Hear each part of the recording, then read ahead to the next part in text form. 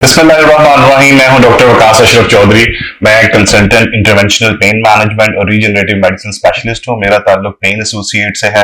हमारे centre doctors hospital, Johar town, PKLI DHA और Farooq hospital DHA में है।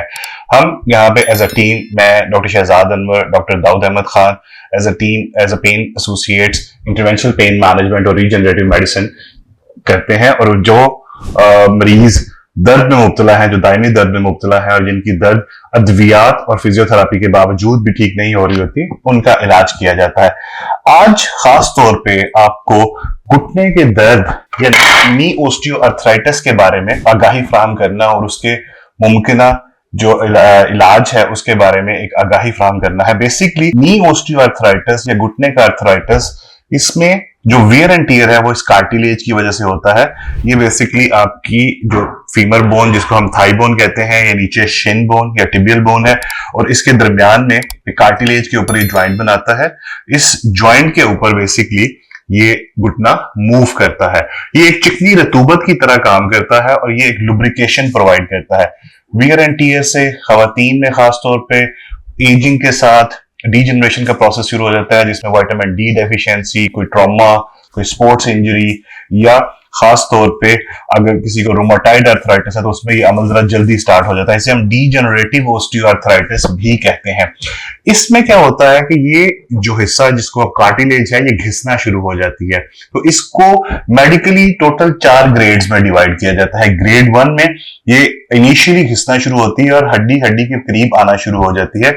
इसको जब हम स्टैंडिंग में, नी स्टैंडिंग में एक्सरे करवाते हैं, इसका हमेशा याद रखिएगा नाजरीन, कभी भी लेट के एक्सरे करवाएं तो उसकी फॉल्स रीडिंग आती है। हमेशा स्टैंडिंग में जब ये बोन ऑन बोन आती है और बॉडी का प्रेशर इसके ऊपर पड़ता है, तभी इसका एक्सरे करवाना चाहिए। इसमें हम जो व्यू करवाते हैं वो एक एपी, जिसमें हमें सामने से नजर आ रहा है, और दूसरा हम लेटरल व्यू करवा के चेक करते हैं, जिससे हम खातर तौर पर ये अंदाजा लगा सकते हैं कि इसके अंदर ओस्टियोआर्थराइटिस का अमल कितना ज्यादा है और वो किस ग्रेडिंग पे चल रहा है।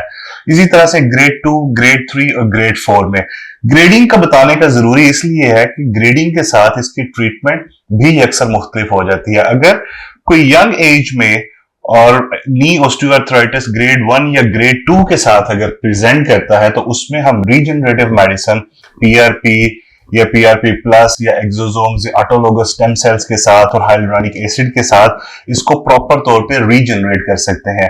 हाउएवर अगर ग्रेड 3 या ग्रेड 4 पे प्रेजेंटेशन होती है, तो उसमें हम इसी तरह से रीजनरेटिव मेडिसिन के साथ इसको रीजनरेशन के प्रोसेस को कर सकते हैं, लेकिन उसमें उतने खातर खा फायदे नहीं होते जितने ग्रेड 1 और ग्रेड 2 में होते हैं। ग्रेड 4 और ग्रेड 4 प्लस में हम आमतौर पर टोटल नी रिप्लेसमेंट को एडवाइस किया जाता है, जिसमें ये बिल्कुल कार्टिलेज खत्म हो जाती है और उसमें रीजनरेटिव मेडिसिन इतनी कारआमद साबित नहीं होती, और उसमें ये आपको रिकमेंड किया जाता है कि आप घुटने की तब्दीली करवा लें। तो अगर आप घुटने की तब्दीली नहीं करवाना चाहते या सम घुटने की तब्दीली नहीं हो सकती या एनेस्थेटिक फिटनेस नहीं मिलती, तो उसमें हम क्या करते हैं कि इसको जो नसें सप्लाई करती हैं, जो इसकी सेंसरी नसें इसकी 3 जगह पे होती हैं, वैसे तो इसको बहुत सारी सेंसरी नसें सप्लाई करती हैं, लेकिन मेन तौर पे 3 से 4 नसों को हम ब्लॉक करते हैं। उसके ब्लॉक करने से क्या होता है कि ये वो नसें हैं जो दर्द के पैगामात घुटने से लेकर तो ब्रेन तक पहुंचाती हैं और वो हाइपर सेंसिटाइज हो जाती हैं।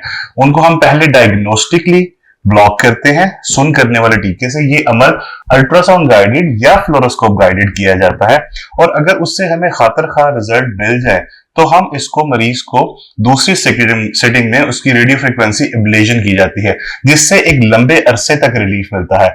और बाज़ औक़ात ये भी देखा गया है कि वो मरीज जिनकी टोटल नी रिप्लेसमेंट भी हो चुकी है, जिनके घुटने भी बदले जा चुके हैं, फिर भी उनको दर्द रहता है, तो उसमें खास तौर पे ये जेनिकुलर नर्व ब्लॉक एक बहुत कारआमद तरीका इलाज है। तो ये नी ओस्टियोआर्थराइटिस और उसके मुमकिना इलाज हैं जो इंटरवेंशनली नॉन सर्जिकली हम करते हैं।